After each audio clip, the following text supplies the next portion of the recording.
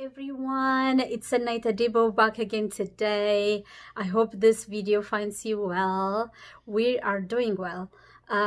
Today I was really reminded how I missed my hairstylist. The hair salon that I go to is closed because of the pandemic, and so we got to be a little creative. And my 10-year-old daughter, who's really fashion interested, did my hair. I would love to hear your comments on how she did. So let's get back to today's topic. So I want to talk to you today about nutrition. And I want to give you tips on how you can support your energy, your vitality, and your health during this pandemic.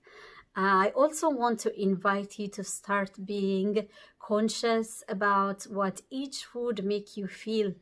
I am very introvert and observant, and so it's been years ago when I noticed how each food make me feel, and I exactly know which ones I need to avoid and what type of food I need to eat now.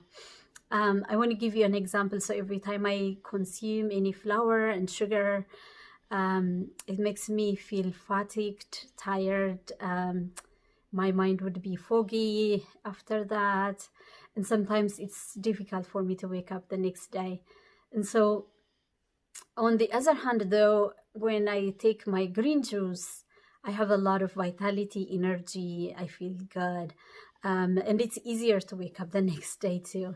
Sometimes I have a couple of days where I only take plant-based nutrition, and I avoid any flour and sugar during that time too, and that really makes a big difference. On those days I have a lot of energy, my mind is much clearer, and it's much easier to wake up the next day.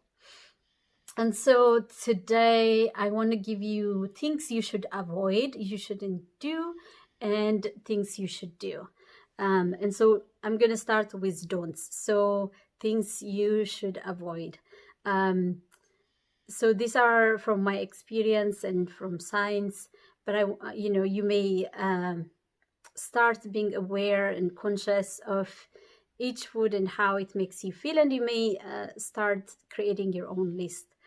But I want to give you these tips to start somewhere, right? So the first thing to avoid is avoid any packaged canned food, such as ready-made dinner, canned vegetables. The problem with that is that they have a lot of preservatives added, as well as sometimes a lot of salt and sugar to keep them longer in the shelves, right, to increase their shelf life. The problem is that your body doesn't know what to do with the added substances and chemicals. The additives, preservatives are chemicals which have no nutritional value, and your body doesn't know what to do with them, and so it stores them as fat cells. And so the more fat cells you have, the more insulin resistance you develop. You might say, what's insulin resistance? So insulin is a hormone that is produced by your pancreas. It's a storage hormone. So it makes your fat cells to store more fat, and it prevents cells from releasing fat. And so it's not good to be in a high insulin level, in a high insulin state most of the time. But this packaged processed food make you have a lot of fat cells that cause your pancreas to release more insulin, and the more fat, the more insulin you have, the more fat you have, right? And you can see the positive feedback cycle, which is not helpful. The second is kind of similar to that. Avoid processed food such as cereal, salami, cheese sticks, things like that, bacon, because the processing kind of makes them lose their nutritional value.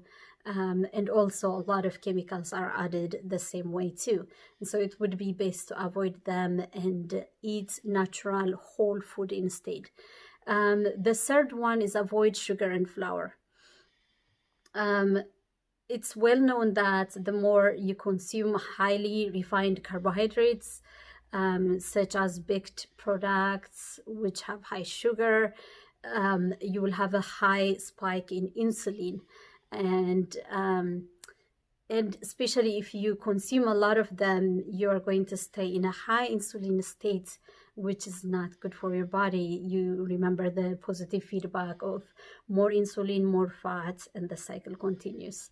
And so I want to encourage you to be just mindful and become aware of what happens after you take sugar and flour. What happens few hours after? What happens the next day? How is your energy level? How is your mind? I want to encourage you to be, conscious of that. The fourth one is avoid alcohol and substances. Alcohol in itself does cause an insulin spike, just like sugar too. And I want you to start being aware of what you feel like few hours after, the next day after consuming alcohol and other substances. I talk about managing your emotions and stuff on my previous video. I want to encourage you to look at that on how I talk about surviving and thriving during the coronavirus pandemic. And so if we start managing our emotions and thoughts, and we shine light on our pain and release them, we're going to be less likely to need to be addicted to anything, right? And so I want to encourage you to look at that video and also read my blog on my website too. I'll leave a link below if you'd like to get more information. And if you have questions about that, I would love to hear them too. Contact me and let me know. All right, and next I'm going to talk about things you should be doing more of. So take whole natural food instead of dried fruit, for example. Take the whole fruit as it is. Instead of canned vegetable, buy the whole vegetable and process them and cook them yourself. Yes, it does take time to make and prepare food, but this is what we do at home. We shop once a week, usually over the weekend, and I involve everyone to help me chop, prepare food, and we cook plenty for the week. We store them in the fridge. Sometimes I cook variety also, and so we won't be bored and tired of eating the same thing. Our food, the Ethiopian spicy food, is something I don't get bored of anyway too. Most of us are not, we don't get bored of eating it, and I guess the spices make it last longer too. And so if you're going to cook a lot and keep it in the fridge, I recommend separating the protein and carbs, store them separately. So for example, you can cook brown rice and then grilled meat and keep them separately. And the second one to do would be add protein and fat to your diet. Protein and fat will make you stay fuller longer than when you are taking only vegetables or carbs. And so also they do increase your metabolism. The third one is eat plenty of fruits and vegetables. Fruits and vegetables have a lot of fiber that's going to help you keep fuller.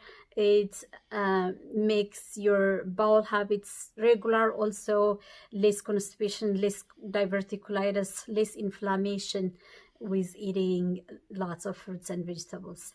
I would avoid the processed fruits and vegetables, of course. The fourth one is have more fasting time, such as intermittent fasting or decrease snacking.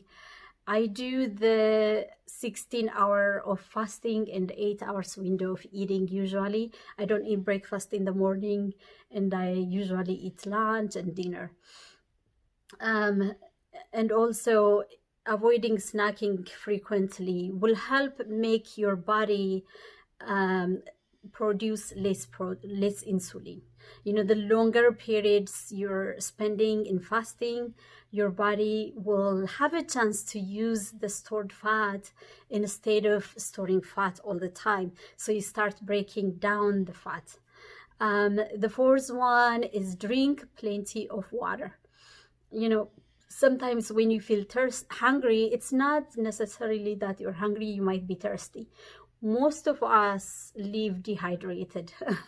We don't remember to drink regularly, right? So sometimes what I do is I keep a cup of water at my desk, or I take a water bottle wherever I go. And so I drink constantly. The recommended amount of water used to be 8 glasses of water a day, right? But with more and more overweight population we are having, that recommendation has changed, because each person's need for water is going to be different based on their body weight. And so the current recommended amount of water to drink is 1/2 to 1 ounce of your body weight. So if you weigh 150 pounds, 75 to 150 ounces a day. Water has a lot of benefits, you know, helps wash away all the toxins in your body, helps your kidney clean, you know, remove all the toxins. It helps decrease constipation, inflammation, a lot of things too. The last one is exercise. Exercise has a lot of benefit in, you know, clearing your mind, decreasing stress. Exercising, not necessarily to lose weight, but it does help you manage and decrease stress, increase your metabolism somehow too, if you do exercise frequently, and helps your body manage your insulin and glucose better. You might say, I don't usually exercise, but I want to encourage you to start a little bit every day.